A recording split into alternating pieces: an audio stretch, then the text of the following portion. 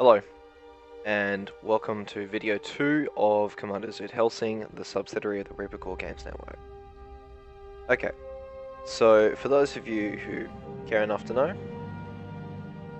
my first official training in martial arts, other than what I've taught myself through stick fighting and basically getting the shit kicked out of me during my childhood, was Rhee International Taekwondo Australia, under the founding father, World Master Rhee, one of the original 8 World Masters, trained after the founding father of ITF Taekwondo, World Master Grand General Choi Hong Hai.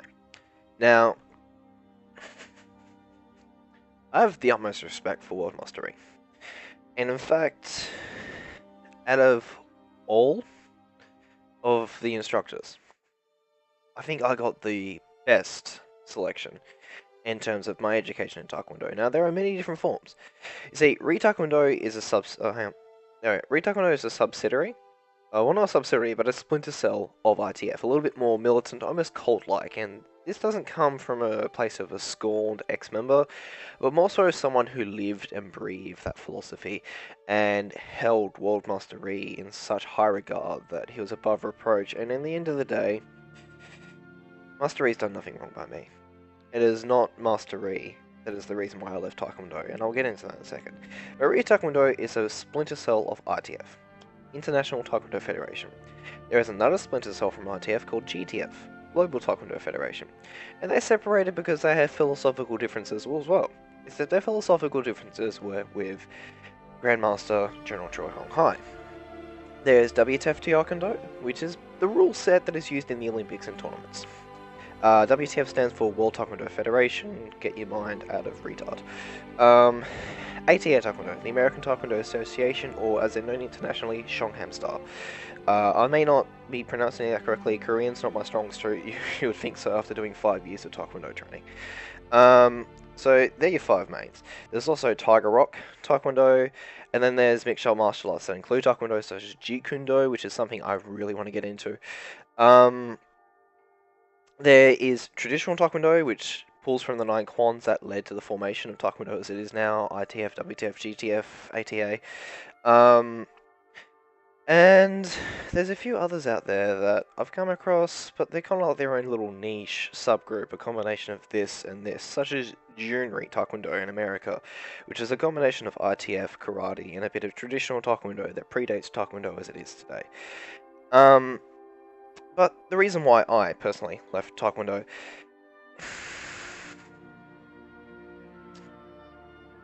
Regional Master Instructor, Ryan Proctor. He is an excellent trainer, and I am grateful for the 5 years he invested in my tutelage, and the knowledge that he passed on that came directly from Master Rhee, that came directly from the founding father, General Choi Hong Hai, which came directly from the freedom fighters that led to a free Korea before the Korean War, and it got split. Now, he and we view the world very different ways, and we interpret things very different ways as well. Now, unfortunately, Rhee Taekwondo is stuck in the past. They're not willing to innovate. They're not willing to allow themselves to expand into the digital space that much. It is almost completely forbidden to record video. We can only exclusively take photos officially. Any video you see on a Rhee Taekwondo website or Rhee Taekwondo Facebook page has technically been done against orders. We are under strict orders to never record the art. And the thing is, the secret's out. You're a slightly militarized version of ITF. You can go to any ITF school for the same amount of time I did, and the only difference is I shout a little bit more psychopathically.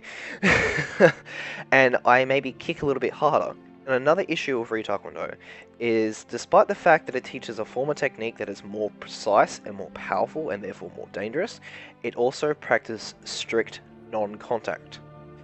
Which means, although I'm not one for full-on blood sport, if you're teaching someone how to kick and how to punch in an effective manner, you also have to teach them how to take a kick and a punch, because you can practice your blocking all day, and you can be the fastest blocker in the world.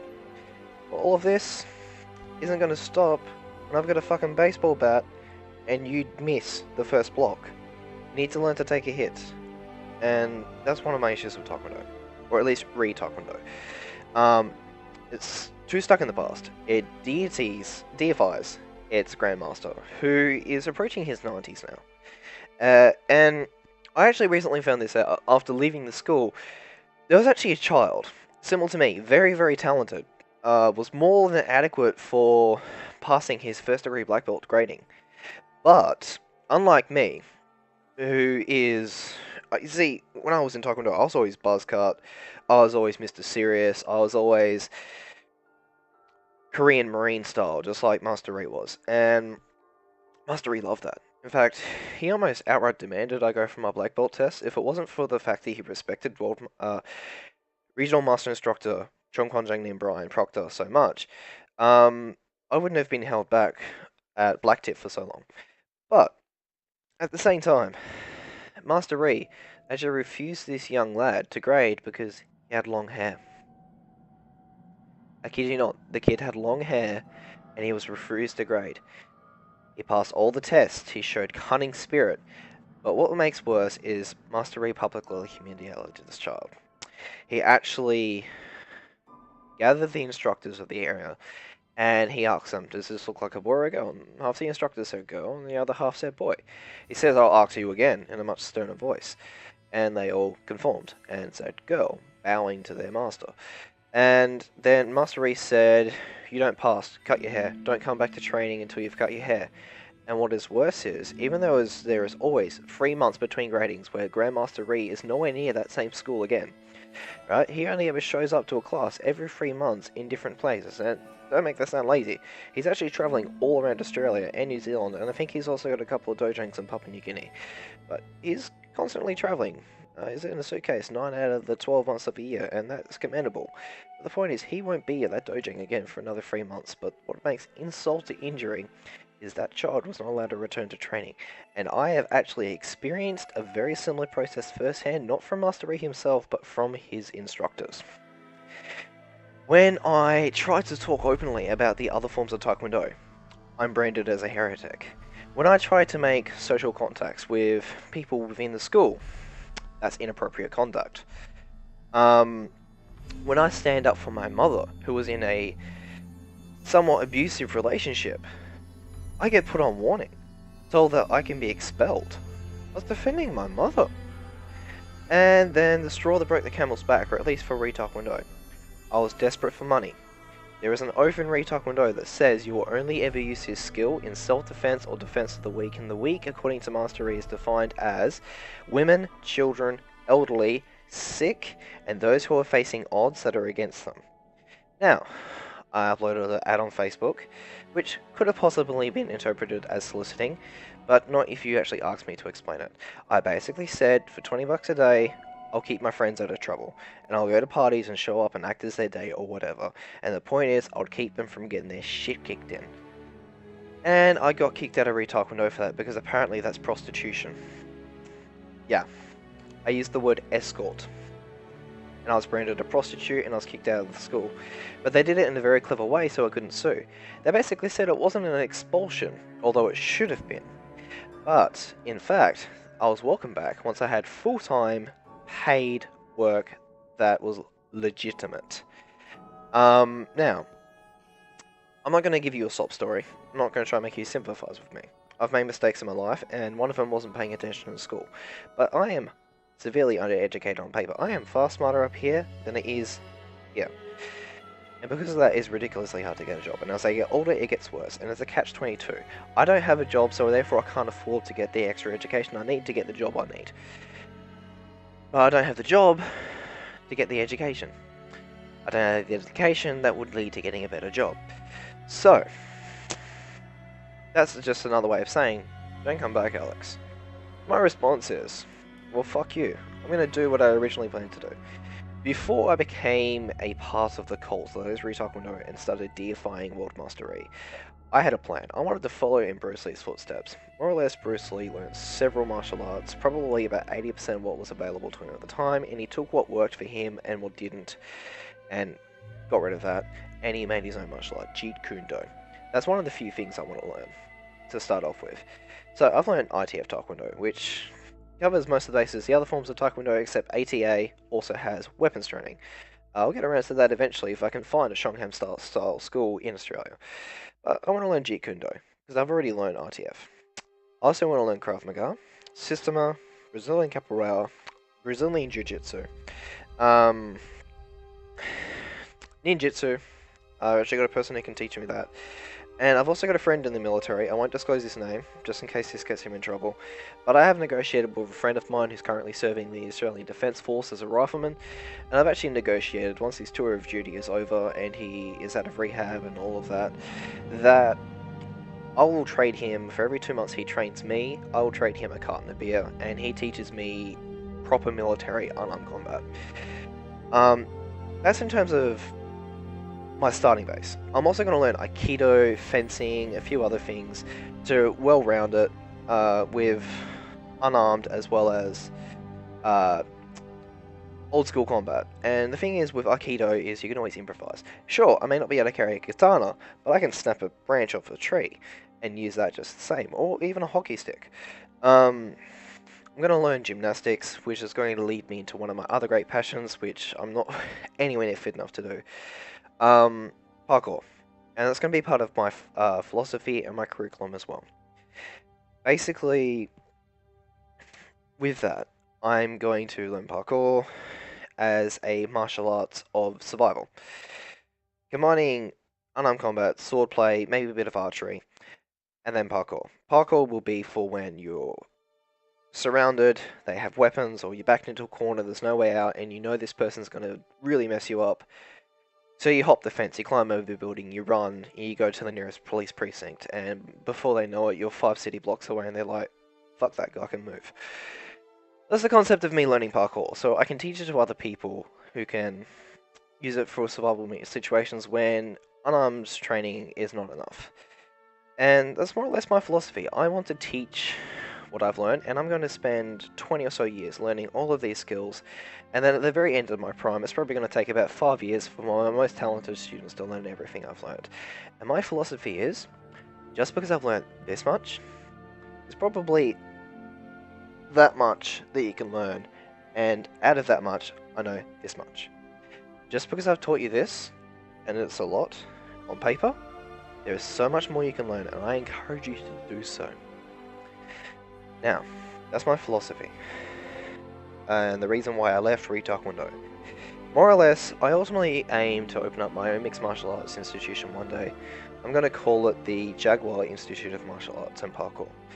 Now, I've kind of gone off. Yeah, I've actually put my second chapter and my last chapter together. Okay, that just leaves our hardware plans and our software plans. Alright, ReaperCore Games Network. As I told you, a bit of our hardware. I'm going to go into depth now. We've made a virtualized PC, which is ridiculously powerful, as I've already said.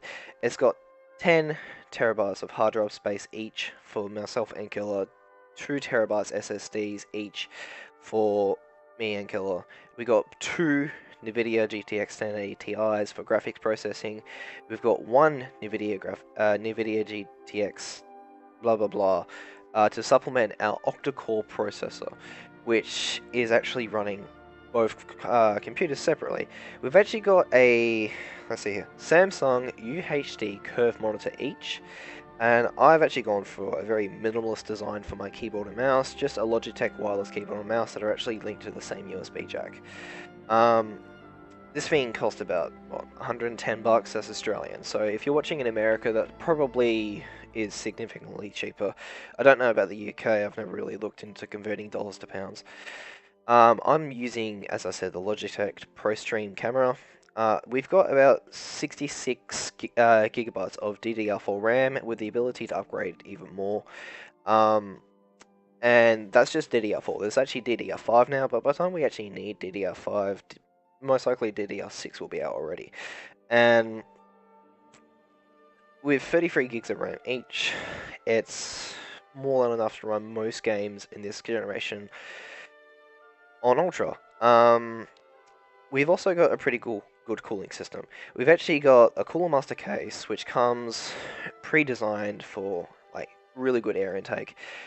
which has 2 intake fans. On the top, we've actually put a exhaust fan on the back, which actually has a little red neon light to it. No, LED. A red LED light to it. And dude, I've been running this computer for at least 24 hours at this stage, and it is still running cool. We've also got aluminum cooling on our RAM, and we've also got a water cooler on our CPU. Because once we finally finish with the virtualization, we're actually going to overclock our CPU, we're going to overclock our RAM if that can be done, and we're just going to make it just that little bit more powerful. And that's our hardware.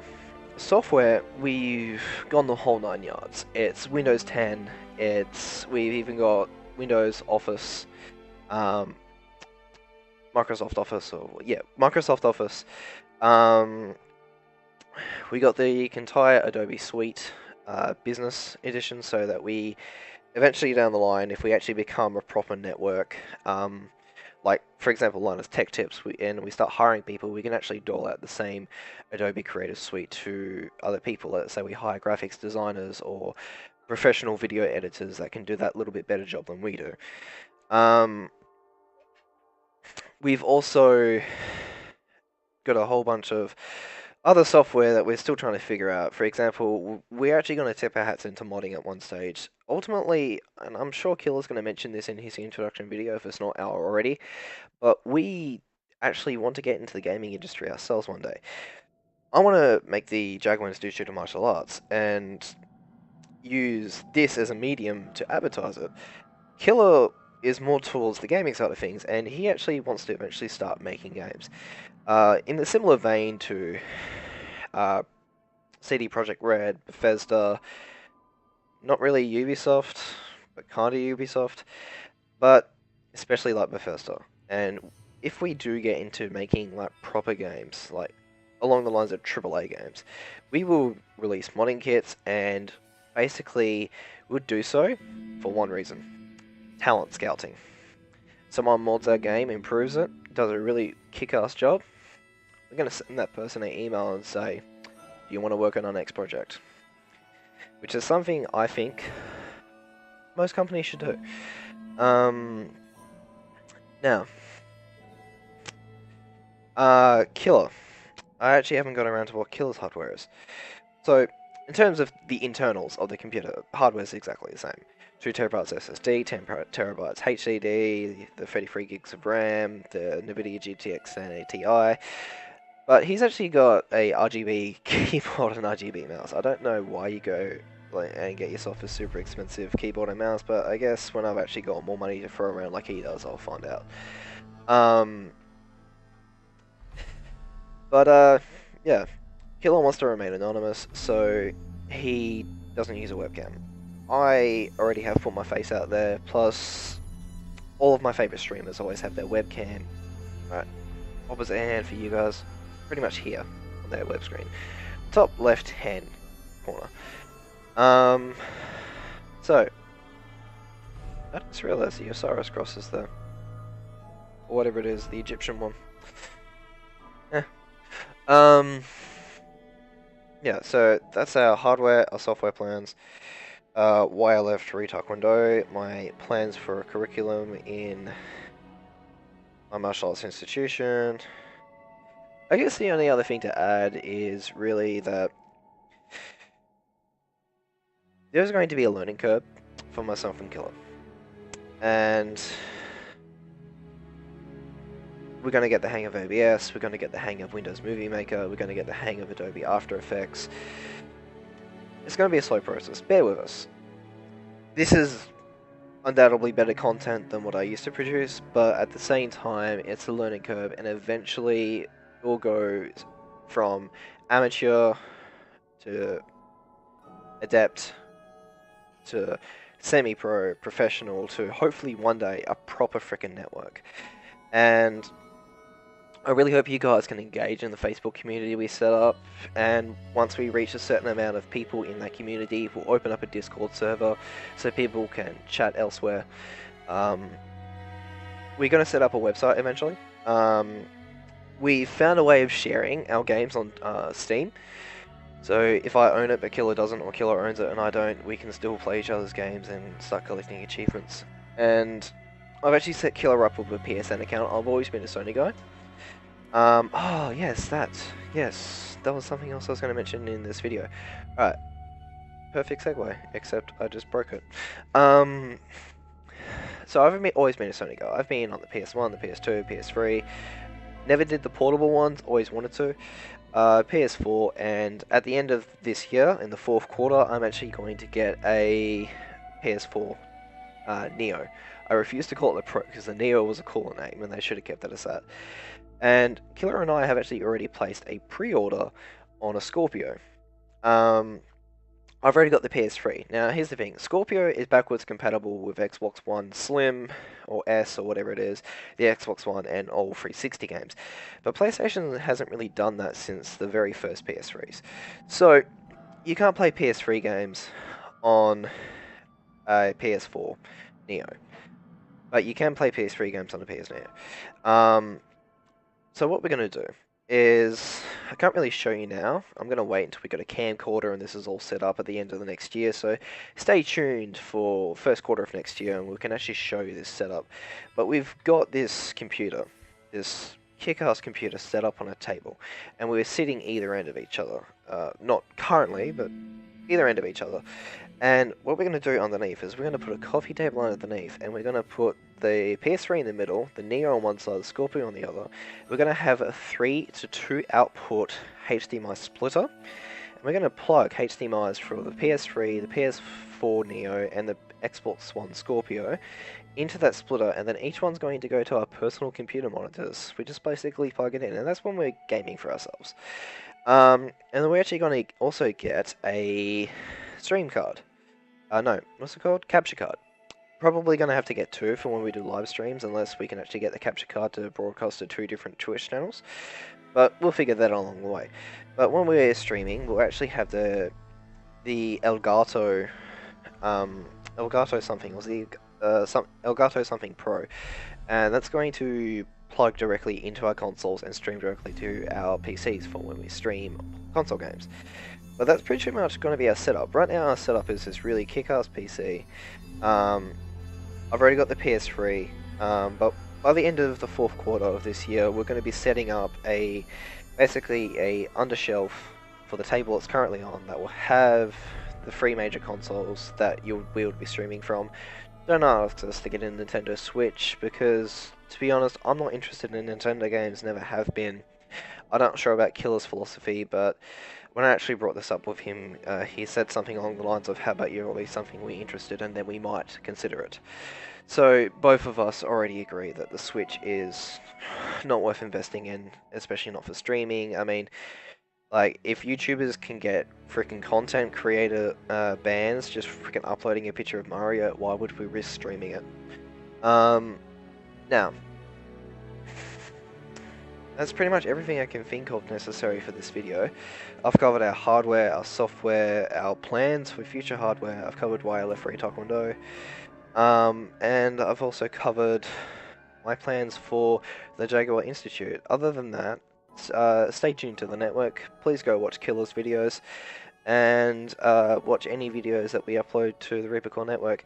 Stay tuned to Facebook to find out. Whenever we go live. I'm considering setting up a Twitter account. Otherwise, you can just follow our personal Twitter accounts. We'll tweet when we're going live. Obviously, if you've got the Twitch app, you'll get a notification when we live stream on Twitch. Other than that, this has been CommanderZootHellsing. Have a nice day. See you in the next video. Bye.